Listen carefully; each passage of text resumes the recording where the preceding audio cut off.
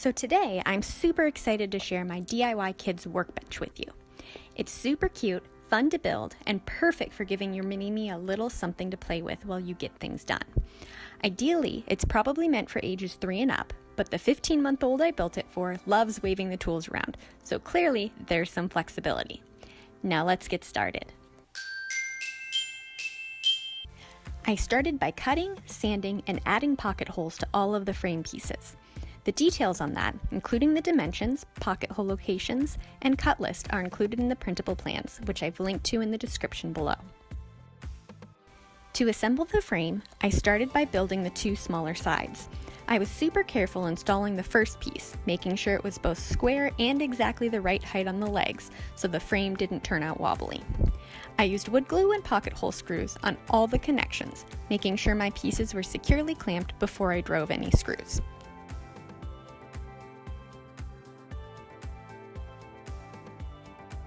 As you can see, I have my pocket holes facing up / what will be the inside of the workbench. That meant I had to be careful when building the second side to make sure that when standing, all the pocket holes would face in. The result was that the legs are reflections of each other, like you can see in this picture. You can get around this by facing the pocket holes towards the ground, which is probably the easier thing to do.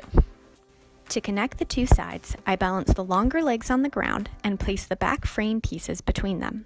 Once again, I'm super careful to make sure the first piece is perfectly placed so that there isn't any wobble in the final structure. I did the 2 lower pieces first because I wanted the pocket holes on the upper pieces to face the back of the workbench, which would be easier to do once the rest of the frame was built. Also, as you might be able to see here, it was a little tricky of an angle for driving the lower pocket hole screw in. So when I was done, I picked up the frame and tightened those 2 screws a little bit more.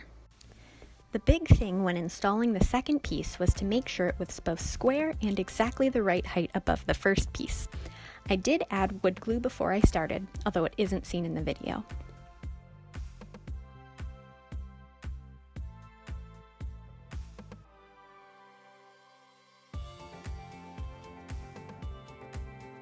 For the front 2 pieces, I did the exact same thing, checking that everything was perfectly placed before driving the screws.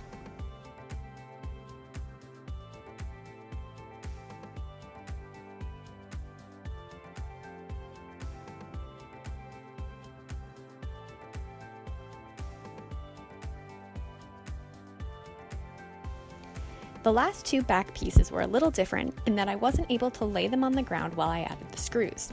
Installing them in mid-air like this wasn't really ideal, but it also wasn't impossible, and it was worth the extra effort for the pocket holes to be on the back.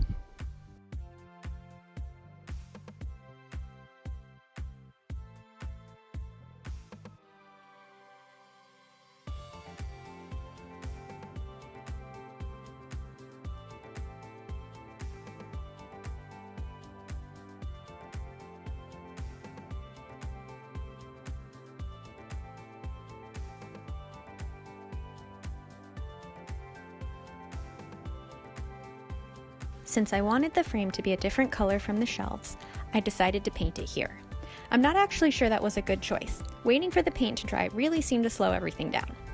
Regardless, before I painted, I went around and filled all the cracks and knots with wood filler, then sanded it down. That just helps make everything look a little bit more professional. If you're wondering what kind of paint I'm using, well, it's nothing fancy. My friend and I agreed on a light blue, and since I didn't have that around, I just mixed some white paint with a couple spoonfuls of a dark blue I already had. Both were interior latex paints, but that's about all I know. Considering I was painting on bare, sanded wood, I wasn't too concerned about adhesion. I can tell you that since I've painted, I've banged the piece on a couple of door frames, and everything still seems fine. I used a table saw to cut the shelves that I'm installing here. If you don't have one, that's okay, a circular saw will do as well. If you are using a circular saw, it's a little tricky to cut straight. I used to only have a circular saw, and I depended completely on a Craig attachment that I'll link to in the description below. It was pretty much impossible for me to cut straight without it, and I loved it so much that I bought another one for my dad for his birthday. Highly recommended if a circular saw is all you've got. As for actually installing these shelves, I found it was not that hard to just hold the pieces in place while I drove the screws. Usually I am all about clamping things, but I just couldn't find a way here, and it worked fine without it.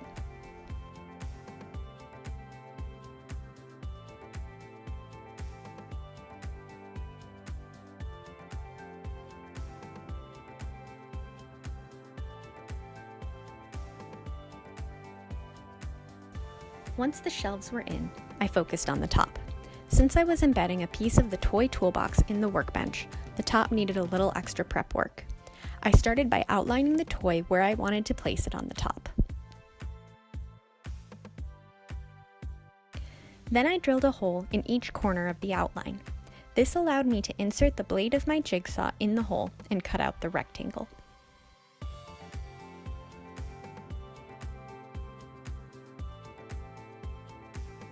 As I cut, I was careful to cut a little smaller than necessary. I wanted to make sure that if my hole was off, it was too small, not too large. While this definitely led to maybe 15 minutes of touching up the rectangle after I cut the initial hole, I thought it was worth it for getting the perfect sized space.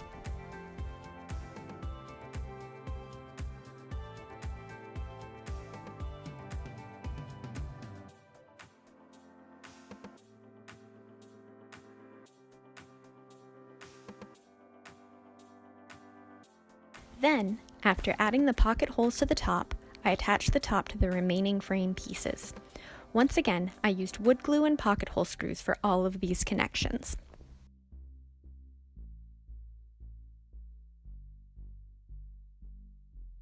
You might notice that the green toy piece looks a little squashed from the bottom.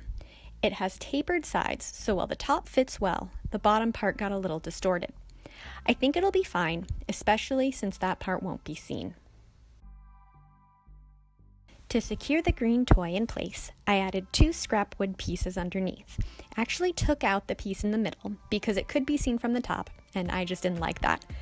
Be careful here not to cover up the pocket holes that haven't been filled yet. I make that mistake, and it makes connecting the top to the rest of the workbench a lot more difficult. While I was waiting for the paint on the top to dry, I cut and attached the piece of pegboard to the back of the workbench. I started with a screw in each corner, then added brad nails for extra support. If you don't have a brad nail gun, using screws along the sides of the pegboard is fine as well.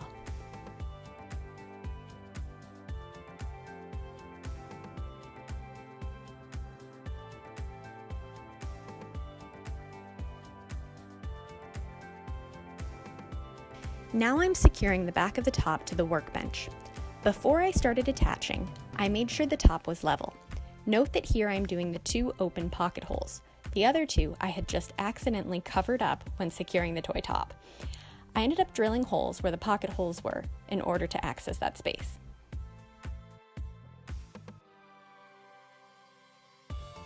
In order to attach the front of the top to the frame, I countersunk screws into the top. This allowed me to wood fill and paint over the screws so that they're not noticeable at all. I did use a countersink bit to drill the pilot hole, but that's probably not absolutely necessary since this wood is pretty soft. Thanks so much for watching. If you liked this video, please like, subscribe, and share with a friend. And if you make this workbench, please let me know how it goes in the comments. Finally, see the description below for links to the plans and more information. Thanks, and don't forget to hit subscribe.